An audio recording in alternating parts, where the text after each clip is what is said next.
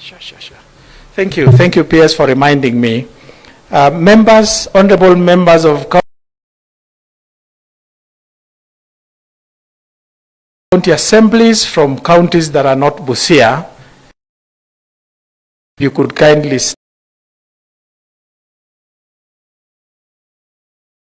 stand for recognition.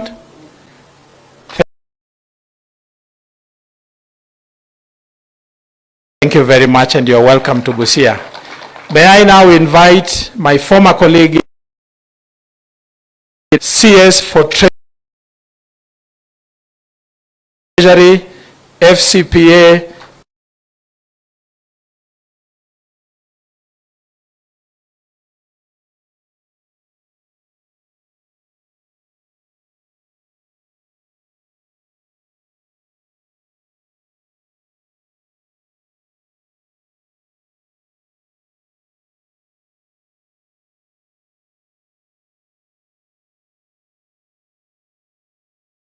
Thank you very much.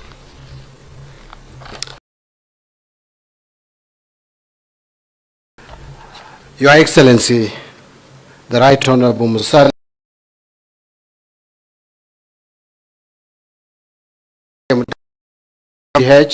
the Prime Cabinet Secretary, the Republic of Kenya,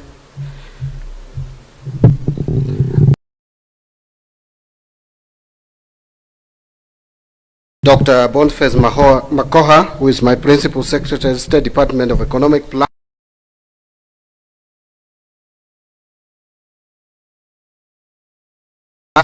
On behalf of the Governor, Busia County, I want to recognize also my brother, former colleague in Parliament, Arthur Odera.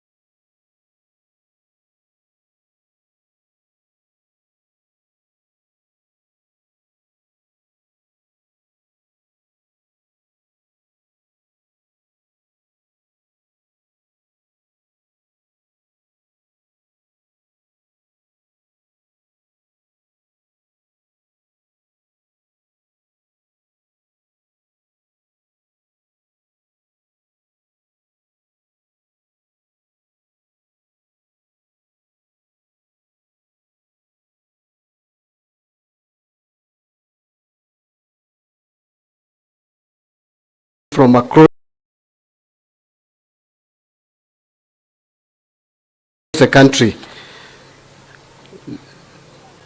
the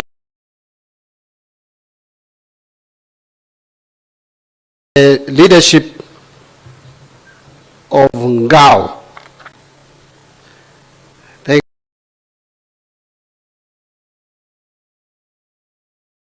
you very much.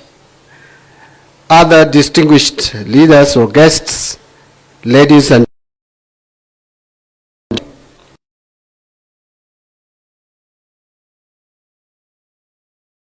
some remarks,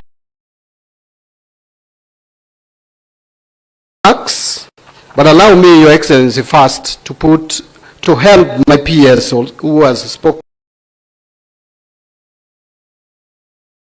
to this matter, to put into context why we are here.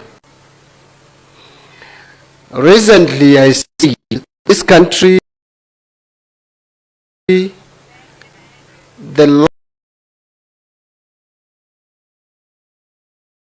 last times that the times that I can clearly recognize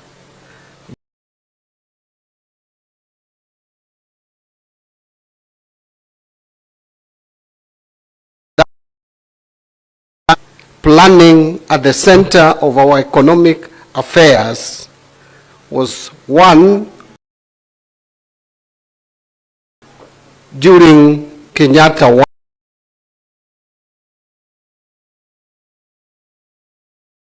one presidency, when Tom Mboya was the Minister for Economic Planning.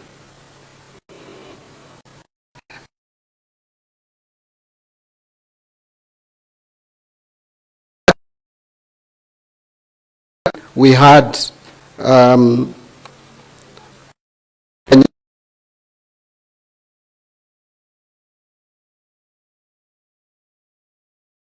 Minister for Economic Planning, and also when we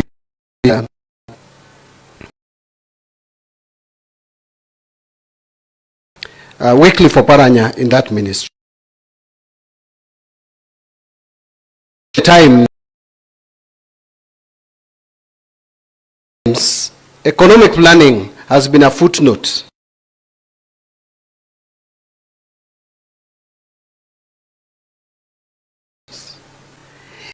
Even during my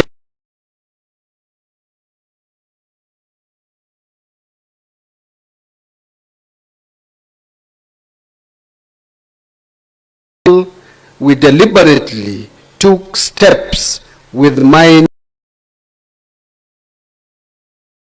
new PS to make sure that we economic planning as an integral agenda in the management of our finances. And so what are we trying to do with this conference? What we are trying to cure is the fact, 4 things that we are targeting. Today, the planning is disjointed and fragmented. We have the national government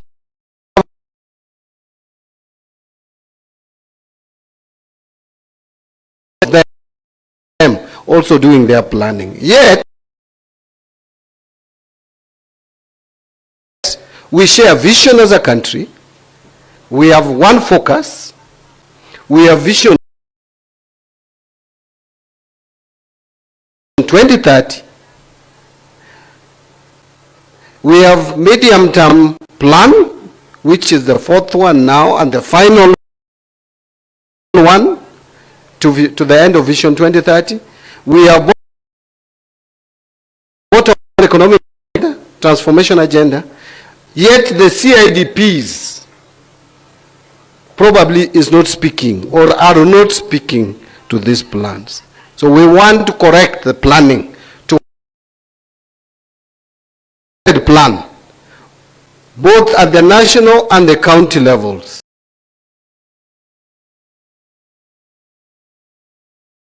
The second thing we are trying to address is to have evidence-based budgeting. You cannot have evidence-based budgeting if you don't have a plan that is measurable, a plan that is clear, a plan that is accurate. The third thing is all this require data. We must train our officers in data capture and data usage. The PS was talking about. And finally, monitoring and evaluation.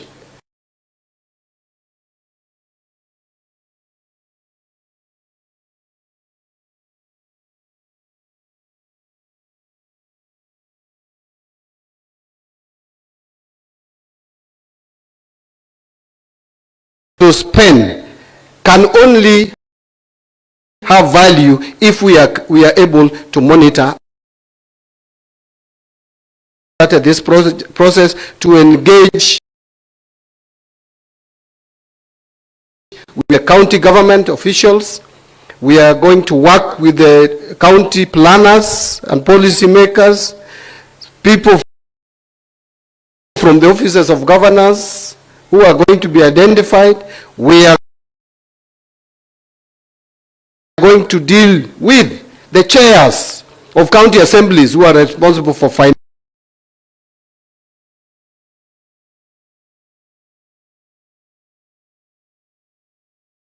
approach to development. I should give that overview, but let me now allow me to quickly speech.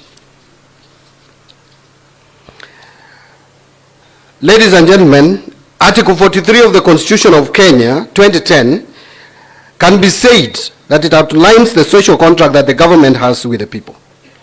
The realization of this contract requires only the prudent management of our public resources, but systematic, well thought out guides our scarce and precious resources. This is why, ladies and gentlemen, it is a privilege. I am here today to outline a critically and collaboratively finance, even in the reality we face of constrained public finances. The national government, and indeed our 47 county governments, can no longer act as the sole financiers and providers of the infrastructure programs and projects our nation desperately needs. This demands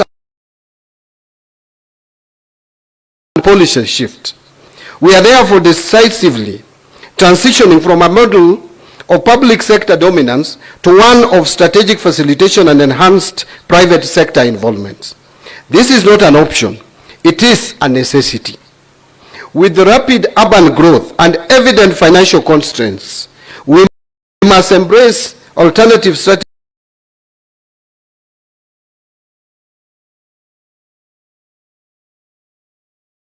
with urgency. Infrastructure provision must now be a shared responsibility, a genuine partnership between the public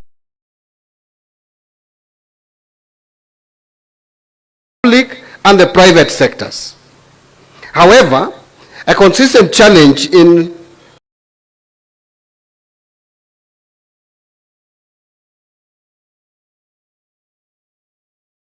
forging this partnership has been the lack of standardized conditions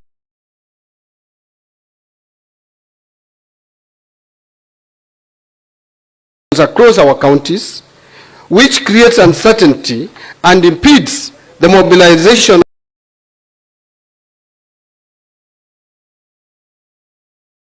of project financing. To address this, we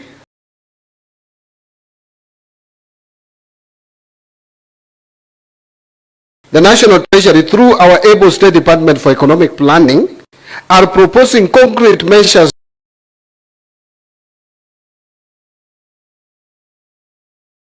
to enhance our system. This includes integrating an efficient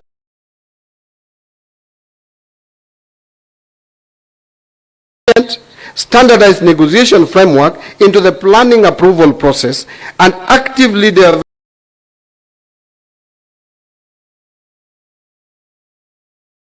diversifying our infrastructure delivery methods.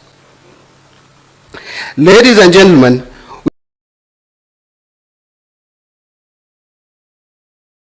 we are championing win-win public-private partnership models, such as build, operate and transfer, and private finance initiatives, alongside innovative solutions like securitization.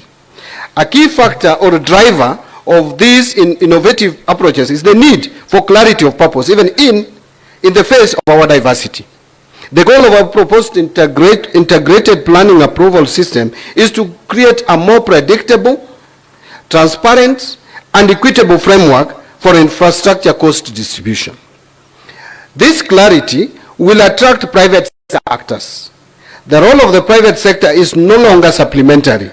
It is central to enhancing efficiency, accelerating delivery, improving standards. Our key proposed solutions are clear. We must leverage the planning framework to enable the recuperation of cost from direct beneficiaries where appropriate. We need to work with county governments to seriously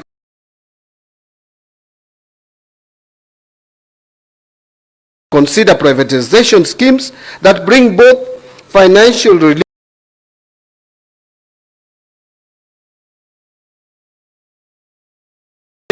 and operational efficiency, and we must insist on pricing policies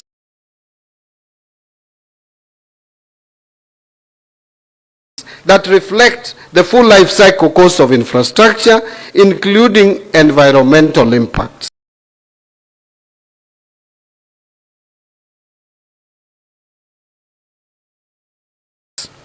This approach is not just about building roads and water systems. It is situated within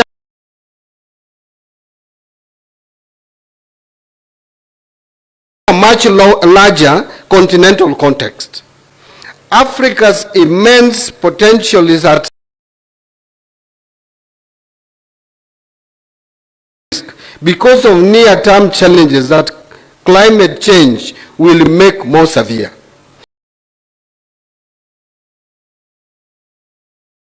We have the youngest and fastest growing population in the world.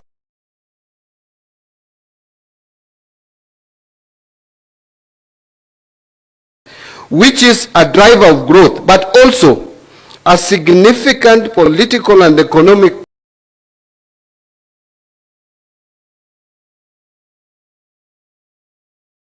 if we fail to create opportunities. And I think you will agree with me that what we witnessed last year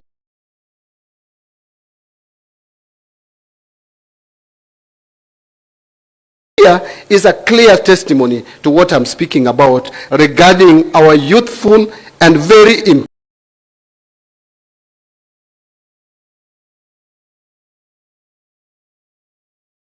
impatient population. Our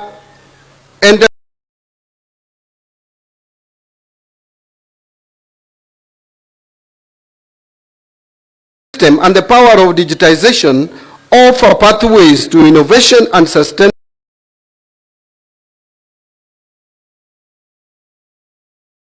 development. A growing agency to tackle deep-seated vulnerability and inequality.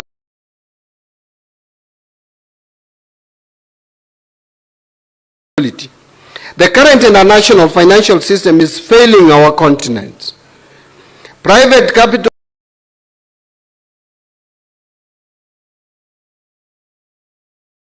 remains inaccessible for transformative projects. Our domestic financial markets are underdeveloped and sovereign debt levels are unsustainable for many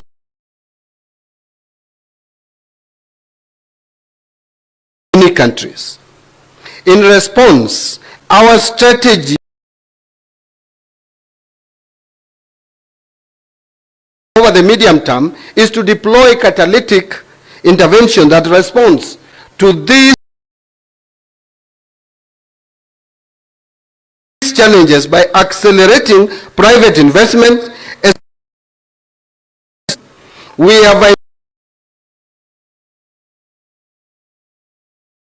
identified key tools and focus areas to achieve this. We will leverage demonstration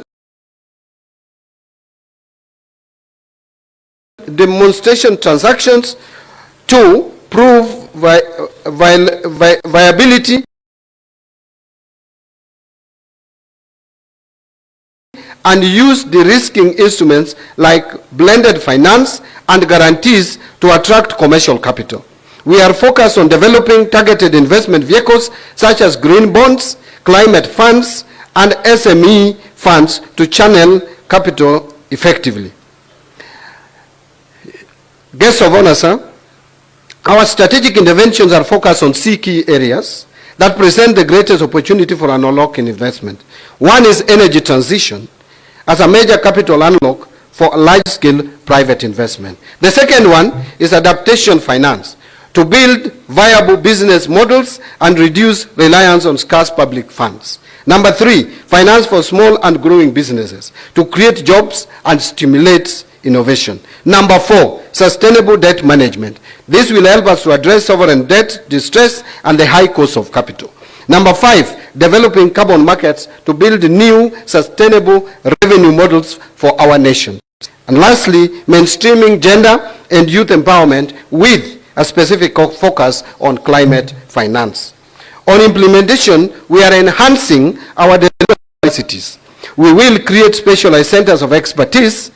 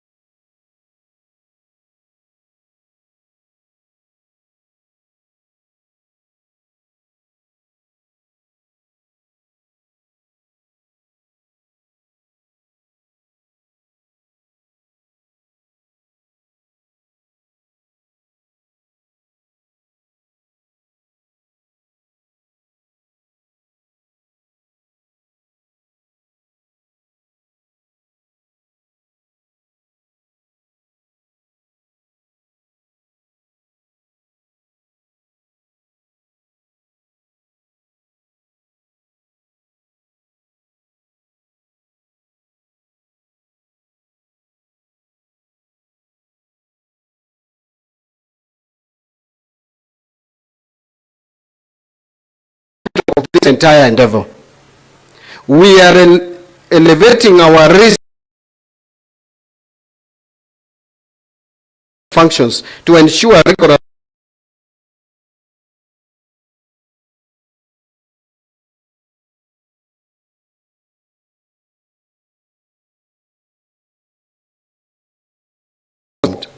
The ultimate impact we seek is threefold. First, a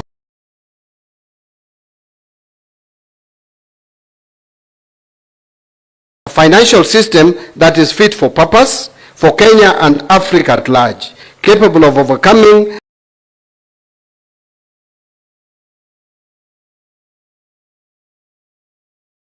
the risks and inequalities that threaten our sustainability. Second, enhance economic resilience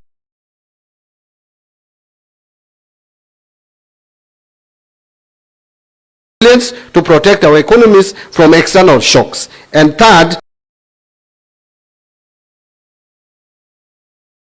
tangible environmental benefits by safeguarding our ecosystems and promoting nature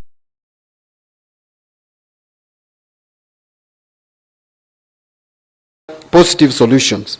Ladies and gentlemen, this is the comprehensive framework within which this capacity building program sits. The skills you acquire here in integrated planning, evidence-based analysis, and the nuances of innovative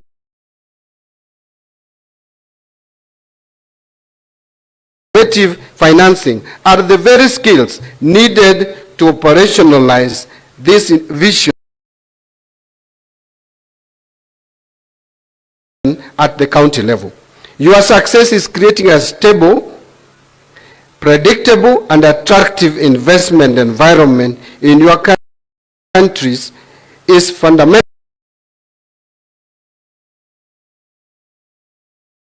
to our national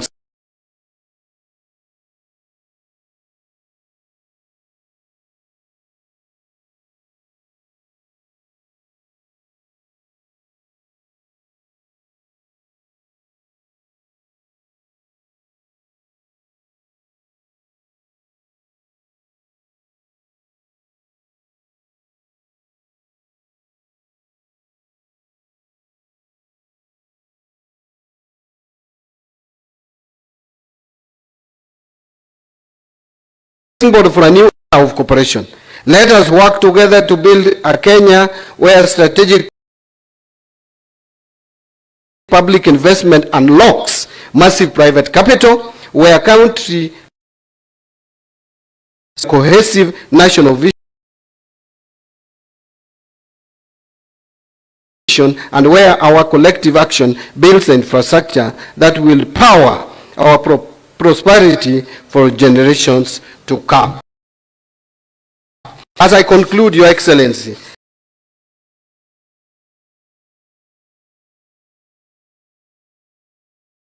I want to tell you that I'm very glad that we have this kind of audience. Thank you very much for coming in that big numbers. It is a testimony that we can work together, both levels of government, to achieve a shared dream, a dream that is taking Kenya forward, that will make Kenya join those middle income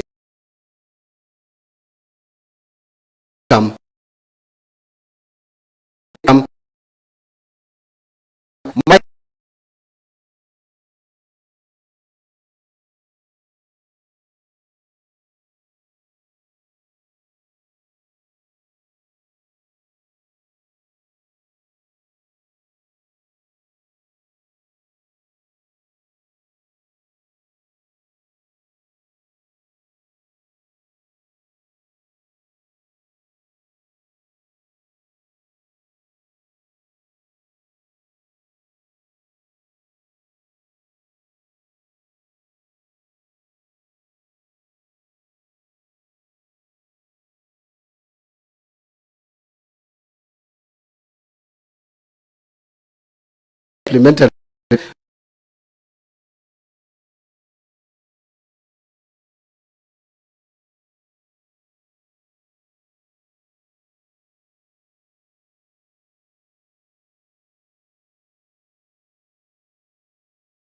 possibly not get opportunity to meet with members of county assemblies just to hear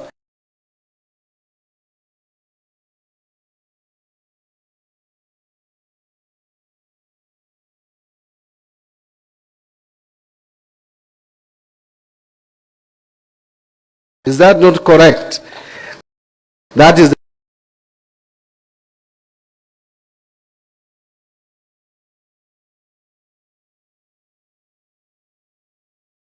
coming. I don't want to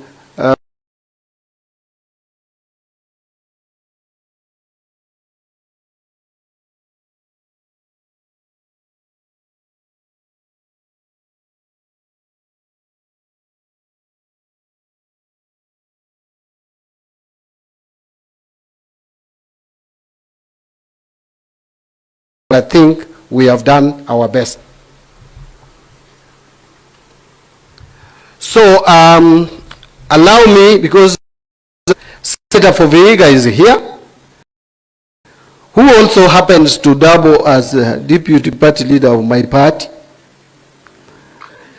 You know, I resigned, Your Excellency, unlike you who left ODM. I resigned from being chairman of ODM, but I'm still there. I'm still just there as a member. So he's now my boss in the party. I'm told Senator is representing the Speaker of the Senate. Amason Kingi. So kindly come forward, give your remarks, and then I will now ask you not to call me again, just to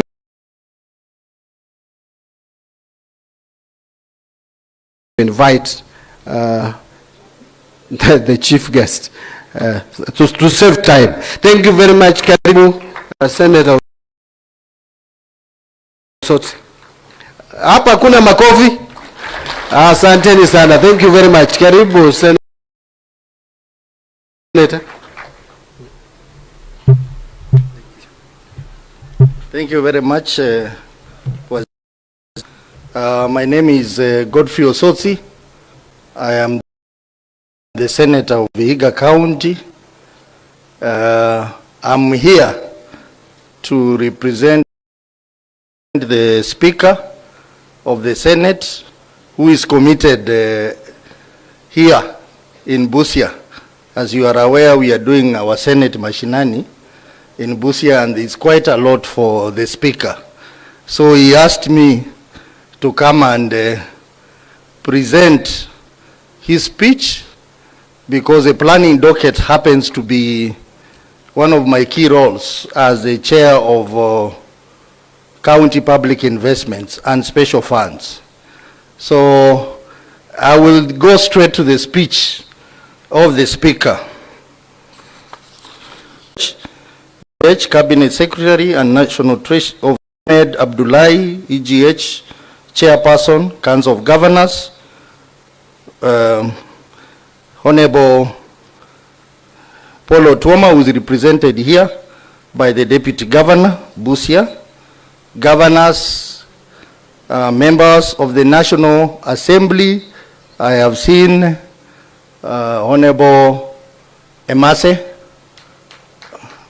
Honorable, is stationed here in Busia County for its week-long plenary and committee sittings. This initiative, the Senate Mashinani, is undertaken in line with Article 126 of the Constitution of Kenya, which allow either House of Parliament to convene its sittings in any part of the country at any time the House may appoint. For the Senate, this is a bold statement of our commitment to devolution, which prioritizes robust engagement with the citizens to know how they live, impact, and efficient use of resources across both levels of government. This initiative is a direct response to the county level, which is fundamental for coherent planning, effective service delivery, and the realization of transformative agenda envisaged in the Constitution. Ladies and gentlemen, the Constitution protects their interests and governments. We worked as a strategic partner, engaging with the Cabinet Secretaries, the Intergovernmental Relations Technical Committee, IGRTC, the Council of Governors, the County Assembly Forum, to ensure the promise a significant anomaly persists. Resources. This transfer with the accompanying funding is a fundamental prerequisite. Secondly, the specter of pending bills continues to haunt our counties. County government for business environment, but also erodes public trust in devolved governance. The Senate, through our powerful committees, special funds, chaired by Senator Moses Kajwang of Homa Bay and Senator Godfrey Osotsi,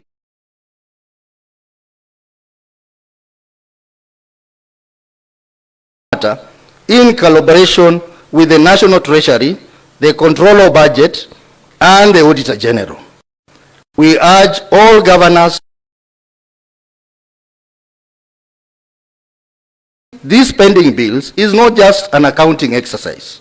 It is a moral and economic imperative to restore faith in devolution, stimulate local economies, and ensure that service delivery is not in full effect to establishing an independent county boundary commission.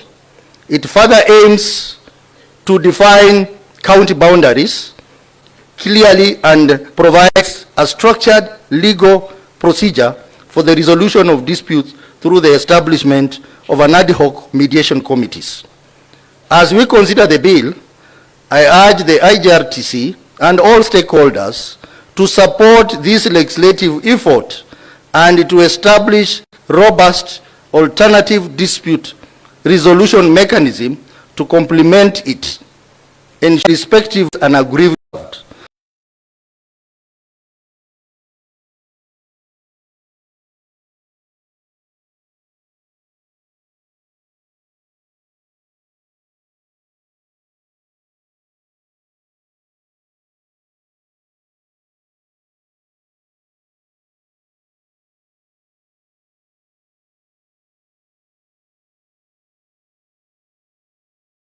Ladies and gentlemen, beyond addressing the immediate challenge highlighted above, we must also build a more proactive, cohesive, and predictable framework for the future of intergovernmental relations. To this end, the Senate, through the Committee on Devolution and Intergovernmental Relations, is currently engaged in a comprehensive review of the Intergovernmental Relations Act 2012. The proposed amendments are designed to strengthen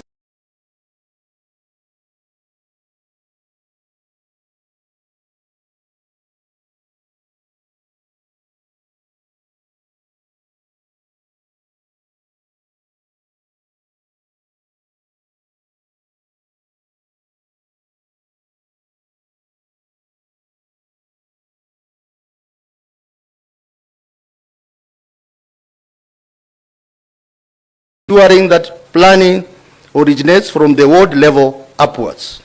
The Senate stands ready to work collaboratively with the National Treasury and all stakeholders to enact a robust framework that ensures one county, one plan, one budget, thereby eliminating the planning and implementation silos that have hitherto diluted our national development impact and hindered the achievement of both the national and county goals.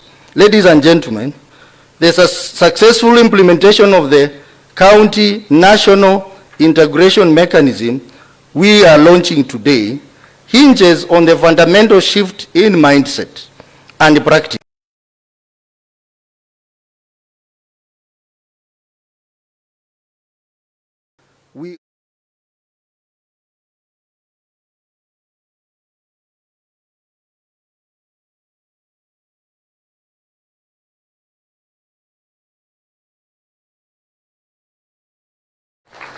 So that was the speech of the Speaker.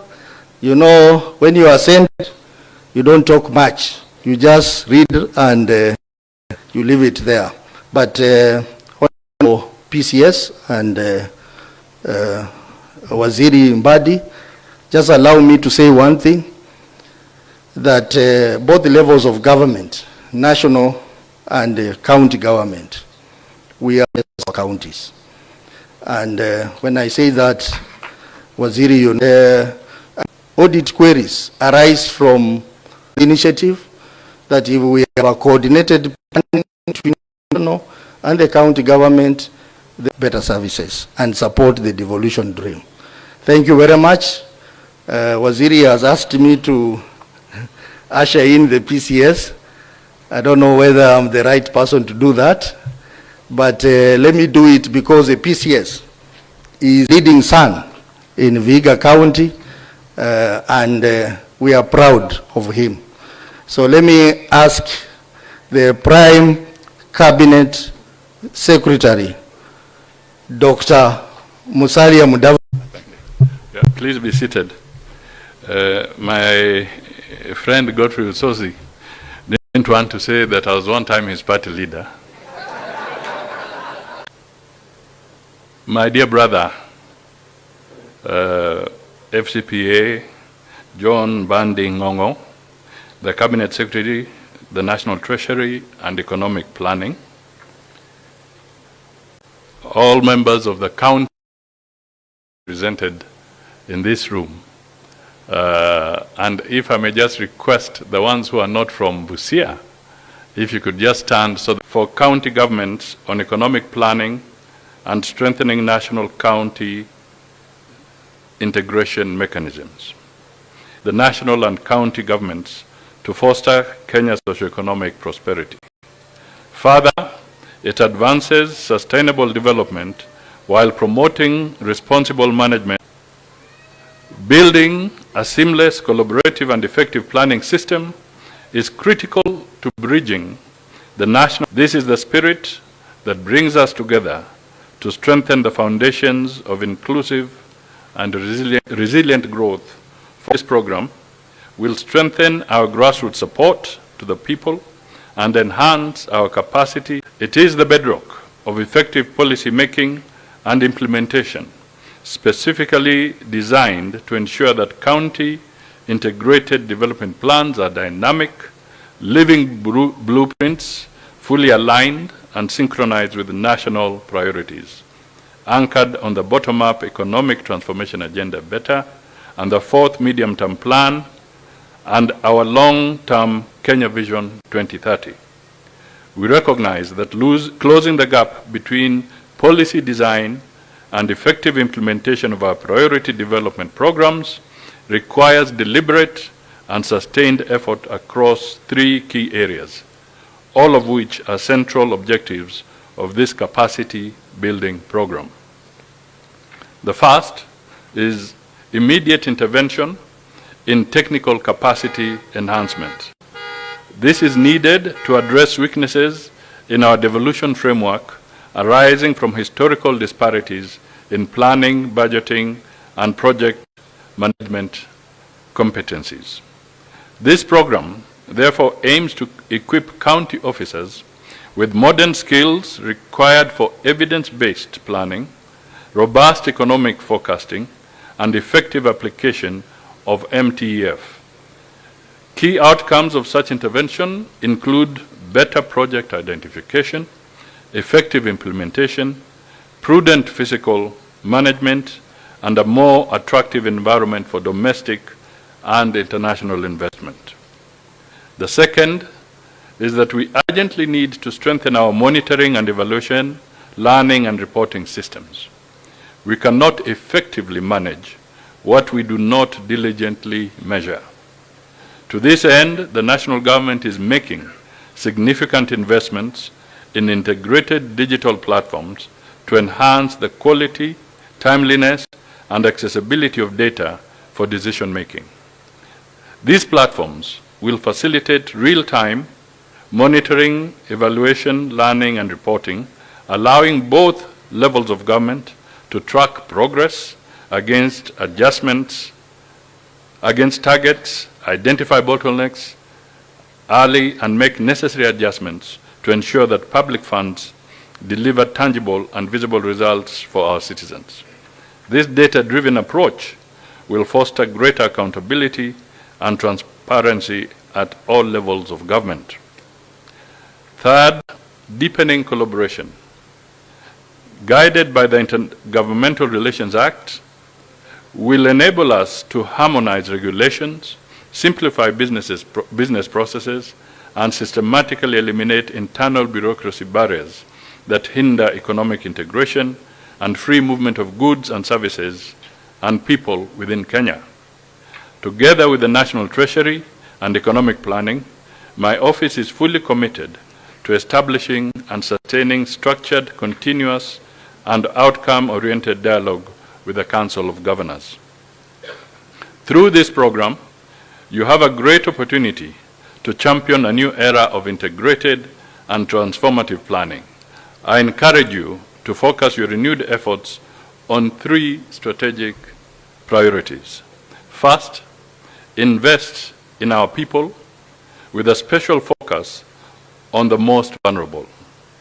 People-centered investments in quality healthcare, relevant education, and practical vocational training will advance our human capital and labor productivity. This is in line with the recommendations of the International Labour Organization 2024 report, which strongly emphasizes investing in social protection as a vital economic stabilizer that protects households during downturns and creates a foundation for a more productive and secure society. Second, foster productive transformation within your counties and across your regional economic blocks. This will enable us to collectively move beyond the export of raw materials and primary commodities. Your planning processes should actively identify priority value chains based on the comparative advantage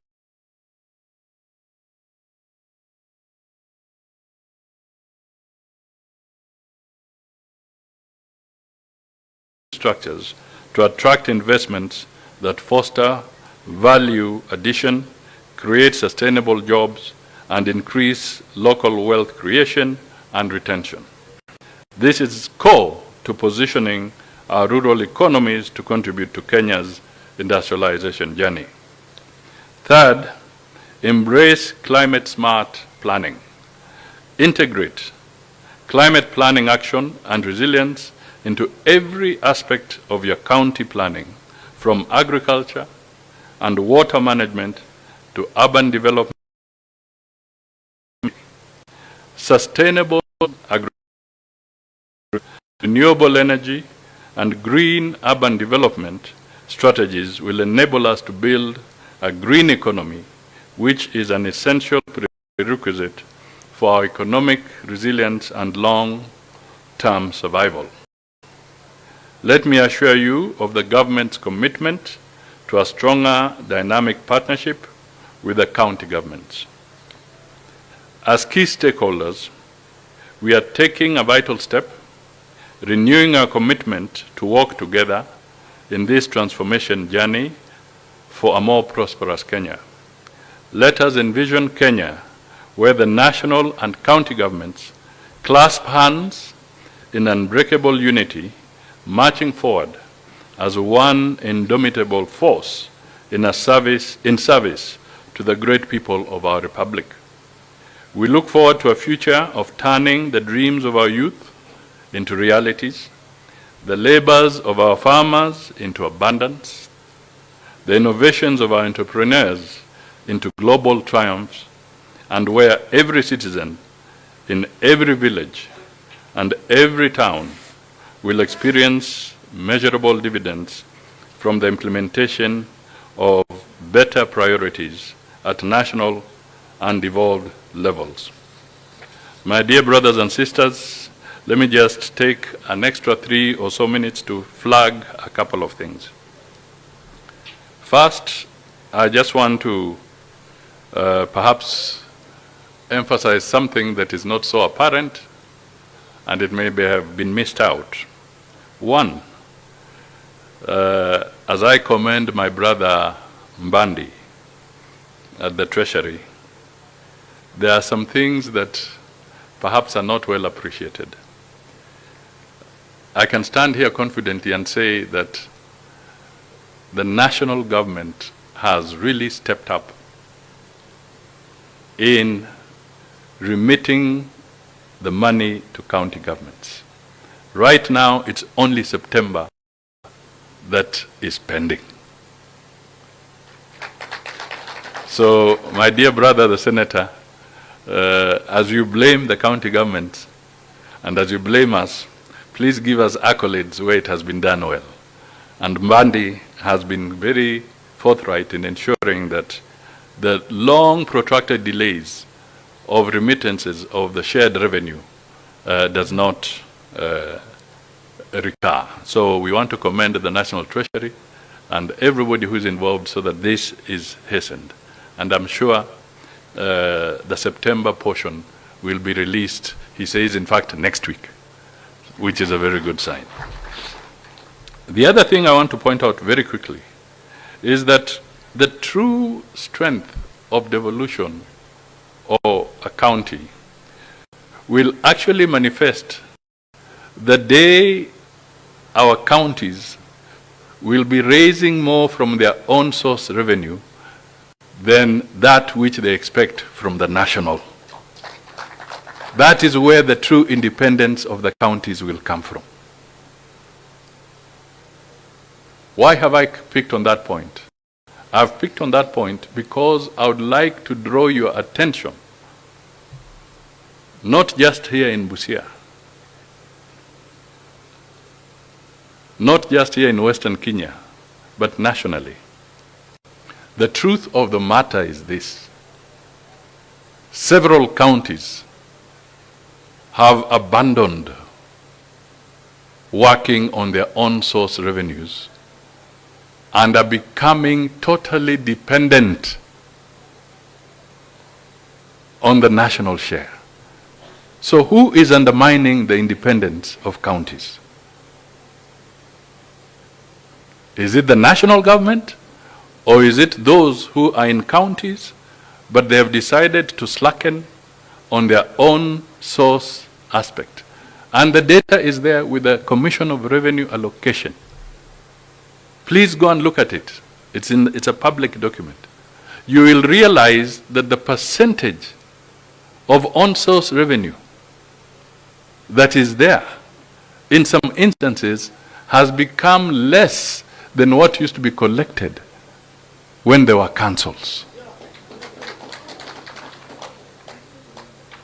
And I speak because I've also served as a Minister for Local Government. I've had the benefit of serving as Minister for Finance.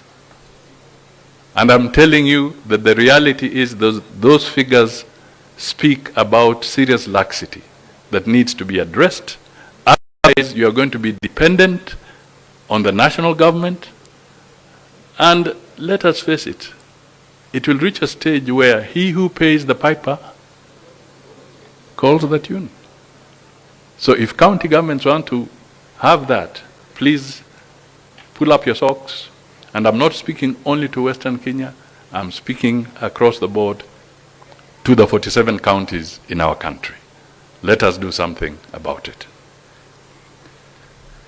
Let me pick up another very important issue. The issue of data. You know, in terminology, we always talk about data mining for those who are in the computing world and so forth. You mine what is valuable. Go and mine what is worthless. Now, as a politician, people sometimes say, oh, now hakuna haja ya ngao. Wengine wanasema hakuna haja ya hawa jamaa siku hizi. You have to find your space and your own relevance. People will take you seriously when they know you have something of value. My dear chiefs, assistant chiefs, my provincial, my Ngao team here, you can turn yourself into a mega resource by just ensuring that you are a primary source of data, credible data, hygienic data. And I'm telling you, everybody will be looking for you again. And the political clarion that says, we can do away with these people, they'll start saying, no, no, no, no, no. This is a data center. Ngao has turned into a data center. Convert yourself into data centers with valuable information that can help us plan. This is where your relevance is going to be anchored. Hapana kirauni, but data. I can assure you. This is where your strength is going to be. So work on it. We want to woo investors. Please, as counties, in this planning, make sure your records are accurate. Make sure your land tenure systems are accurate and up to date. What is the lead time between an investor who wants to set up a factory and the time you give him clearances and everything so that he can set up the factory? Does it take you 3 years? Does it take you 5 years? Does it take you 3 months? It depends. It varies from county to county. So we must figure out what are we doing ourselves to provide the right environment that will act as a magnet for investors who want to come to our respective counties. Work hard on that in this process. At the same time, don't be hostile to investors. Don't be hostile. When we were in Homa Bay during the devolution, I gave an example of one county where the investor was a victim of local politics. The people down there kwa mambo yao wakaleta siasa yao, wakaenda wakachoma hoteli ya huyo mwekezaji, akawapeleka kotini, akashinda. They couldn't pay, they are not able to pay, but they created a national crisis because now huyu rafiki yangu Mbandi is left with a bill to pay the French investor who was destroyed and chased away by very petty local politics, to the extent that it has become a national issue between the government of Kenya and the government of France.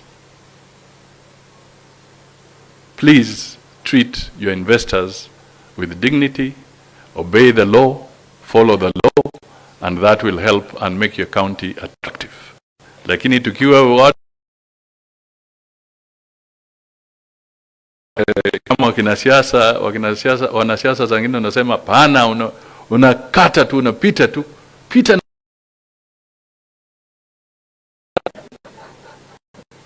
Wacha kupita na mtu namna hiyo. Let us attract investment. I want to support what Arthur said. Let us leverage your location.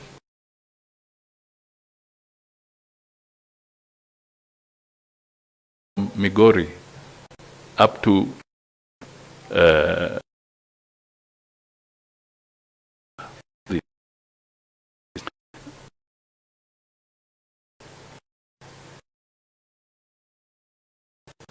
leverage that. And I think there's some truth that we need to look at the whole model of counties that sit next to our trading partners, because Uganda is our largest trading partner, but Busia, Migori, Bungoma, going all the way, the ones that border, actually benefit least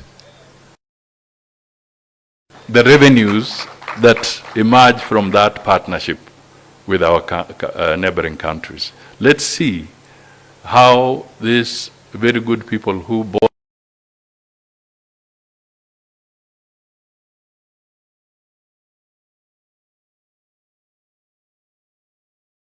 give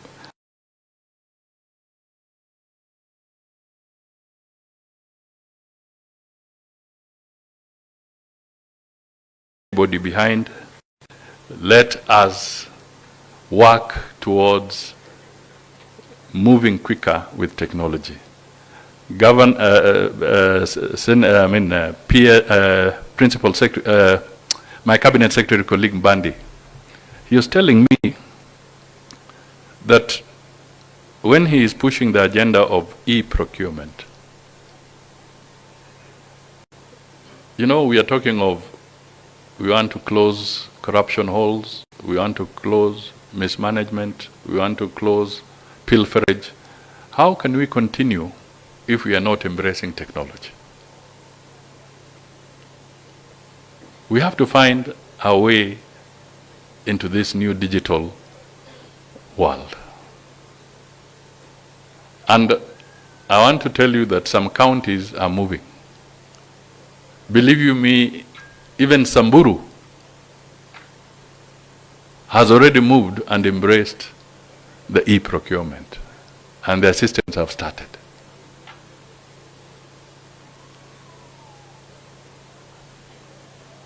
So it's not about certain things, it's about, do we want to embrace or not? I don't want to ask questions about Busia, Kakamega, Bungoma, Vihiga, but Busia is doing well. I hope Bwana PS Makoha, perhaps, na musitoroki, unajua hii ni program yenu. Tukiondoka na Mbandi, tafadhali musiende, kwa sababu the training is supposed to be for you. And the minister has planned it so that it will run for a week in all these counties. This program is going to be, so it's very important.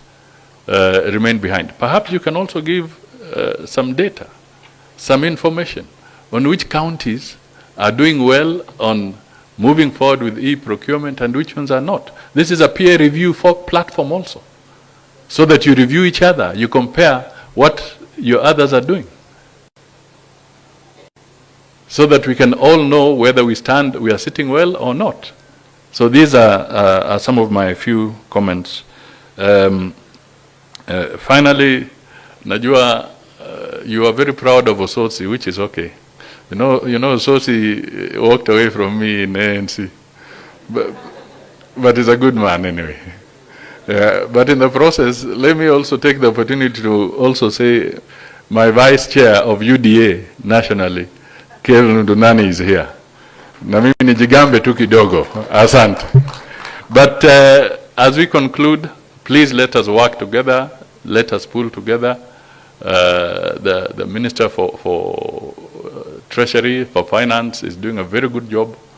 Right now, I know he's in the deep end of a swimming pool. He's negotiating for us with the International Monetary Fund so that we can enter into a new program. And that is a very, very vital national assignment, because at the end of the day, it is that kind of collaboration with international entities of that nature that we are able to affirm confidence in our economy and in the management of our economy, and therefore attract more investment and create more opportunities for our people wherever they are. So it's a good moment for us. I also want to recognize Mzee Oyula. You know, at one time I used to say that Busia used to have two AGs. We used to have the Attorney General Amos Wako, and we used to have Accountant General Oyula. So there were two AGs from Busia County. Most of you seem to only remember Amos Wako, But this man was the AG for the country as the Accountant General. In simple language, he was literally what you used to call the Paymaster General, Republic of Kenya. So you have an asset in that Musea there. Hii Busia sio county ya kuenda tu hivi hivi. Lazima ujipange. Si namna hiyo? Ama namna gani Wanjala? Kabisa. Asante sana. So please excuse us after we just unveil this, I and Bandi. It's true, he's going for his assignment with the president, and I'm sure it's linked to what I've told you. Your mambo ya IMF na nini. I'm going for COMESA because at the end of this week, the president is chairing the COMESA summit, and he's poised to become the chairman of COMESA for the next 10 years. So asanteni sana, and this program is officially inaugurated and launched. Asante sana. Tumpigie makofi. Ninapoomba sasa waziri, tafadhali ujiunge na PCS kwenye jukwaa tunapofanya uzinduzi rasmi. Karibu PS.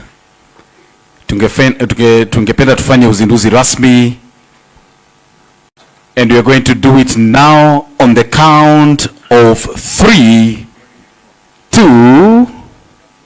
Gavana pia anaitwa, na nimeambiwa nishikilie kidogo. Nafikiri pia usosi unaweza kuja.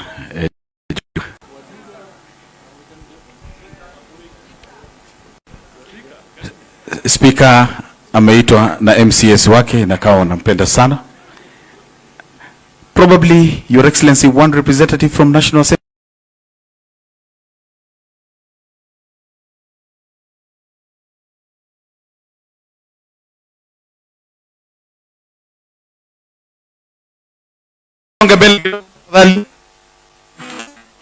Tupige makofi.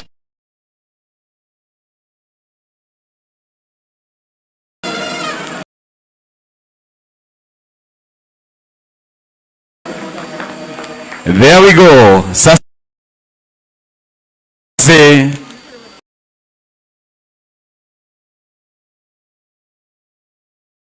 simama tukiangalia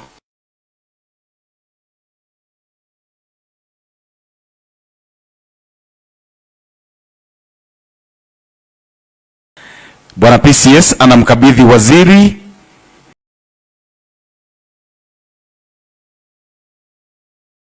Let's have the first book.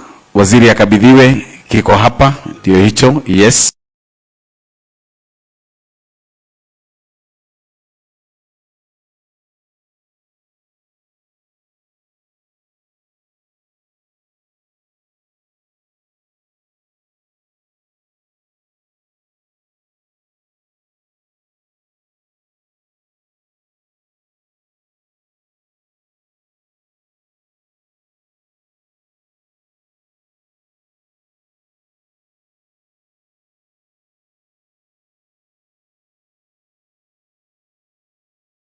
Simama nacho tafadhali. Simama nacho waziri. Simama na kitabu.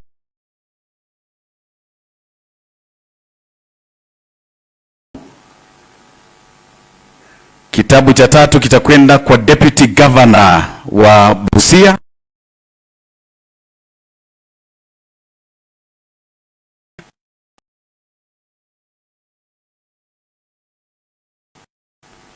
Na Bwana PS, naomba pia uwe na kitabu chako. And then the rest kindly move kidogo so that we get a photo here. Your Excellency, we request a photo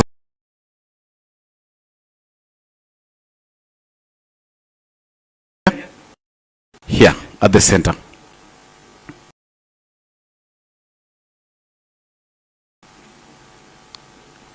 Karibu pande huu, Your Excellency.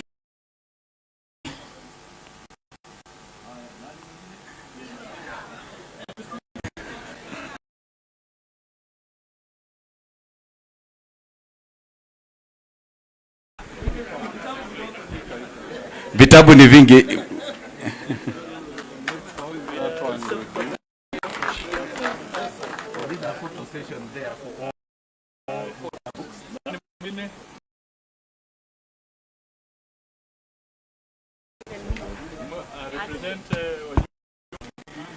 The PCS is generous enough to give